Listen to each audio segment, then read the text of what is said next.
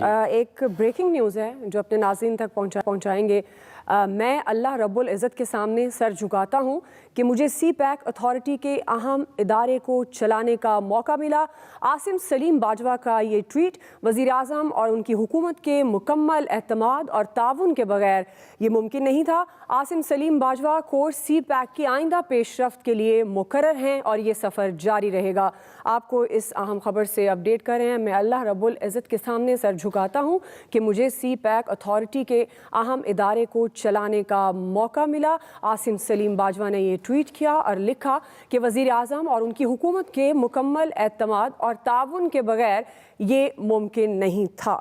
Experts کی طرف آئیں گے۔ عامر صاحب، ایک تو آپ اپنی بات کمپلیٹ کیجیے گا، اور ابھی آپ ذکر کر بھی رہے تھے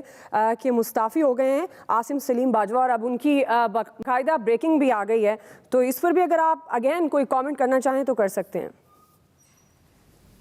دیکھیں جی، ظاہر ہے کہ سی پیک پاکستان کی معیشت کے حوالے سے ریڑھ کی ہڈی رکھتا ہے، کی حیثیت رکھتا ہے۔ سی پیک اس وقت پاکستان میں آیا جب دنیا نے صرف پاکستان کو بلیک میل کرنے کے لیے رکھا ہوا تھا، دباؤ ڈالا ہوا تھا، اور ایک چائنا آیا جس نے انفراسٹرکچر میں بھی انویسٹمنٹ کی پاکستان کے ساتھ، اور ہماری جو ہنگامی بنیادوں پہ تمام تر ضروریات توانائی کی تھی اس کے اندر بھی کیا۔ تو اس کو ایک ٹریک پہ لگانے کے لیے موجودہ حکومت نے پھر آ کے سی پیک اتھارٹی بنائی تھی، جس پہ جنرل عاصم سلیم باجوہ پہ بہت زیادہ حزب اختلاف کی طرف سے، پی ایم ایل این کی طرف سے تنقید بھی بہت ہوئی۔ بہرحال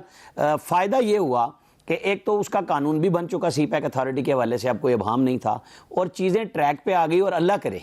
کہ جو خدشات ہمارے ہاں بہت سارے مبصرین لے کے آتے ہیں کہ سی پیک کو پیچھے کیا گیا ہے، اور عاصم باجوہ جس بات کو کہہ کے گئے ہیں کہ ٹریک پہ لے آئے ہیں، اور وہ ایک نئے صاحب کو لے کے آ گئے ہیں، منصور خالد صاحب کو، جن کے لیے اسد عمر صاحب نے ٹویٹ بھی کیا ہے کہ وہ اس میں ڈیلے نہ ہونے دیں۔ ہمارے ہاں ٹریبیون میں کل بھی شہباز رانا کی سٹوری موجود تھی، وہ مسلسل دیتے رہتے ہیں کہ سی پیک کے اوپر توجہ کی ضرورت ہے، یا شاید آج ہی تھی کہ جو انرجی کے پروجیکٹس ہیں کہ 1 مہینے کی سب کو ٹائم لائن دی گئی ہے، کیونکہ پاکستان کے لیے یہ انفراسٹرکچر ہر لحاظ سے ضروری ہے کہ اور اگر انویسٹمنٹ نہیں آتی اور وہ کبھی ہمیں دیامر بھاشا میں انڈیا کے ساتھ ملا کے دوسرے ملک انویسٹمنٹ نہیں کرتے اور چائنا آپ کے ساتھ کہیں نہ کہیں آ کے ہیلپ کرتا ہے، تو یہ بہت اچھی بات ہے۔ اب ہم آ جائیں جو ہم اپنے پاکستان کی سیاست کے بات کر رہے ہیں۔ اصل پاکستان کی سیاست، معیشت ٹھیک ہوگی تو سیاست بھی ہوگی۔ اسی کو اگر آپ شہباز شریف یہ کہیں کہ میں مفاہمت چاہتا ہوں تو اس کی بھی کوئی بری بات نہیں ہے، اور اگر کوئی مزاحمت مریم نواز کرتی ہے تو وہ بھی پاکستان کے آئین کے اندر کھڑی ہو کے تقریر کرتی ہے، اور اس کو حزب اختلاف کی آواز نہ سمجھتے ہوئے، جیسے فواد چودھری صاحب کہہ رہے تھے کہ ہم ان سے بات نہیں کریں گے، بھئی پارٹی تو انہی کی ہے نا، نواز شریف کے نام سے رجسٹرڈ ہے، انہی کے ایم این ایز ہیں، شہباز شریف بھی قائد حزب انہی کے نام سے ہیں۔ آج نواز شریف کہہ دیں کہ جی آپ مستعفی ہو جائیں اور شاہد خاقان عباسی اپوزیشن لیڈر ہو جائیں تو کتنی دیر لگائیں گے شہباز شریف؟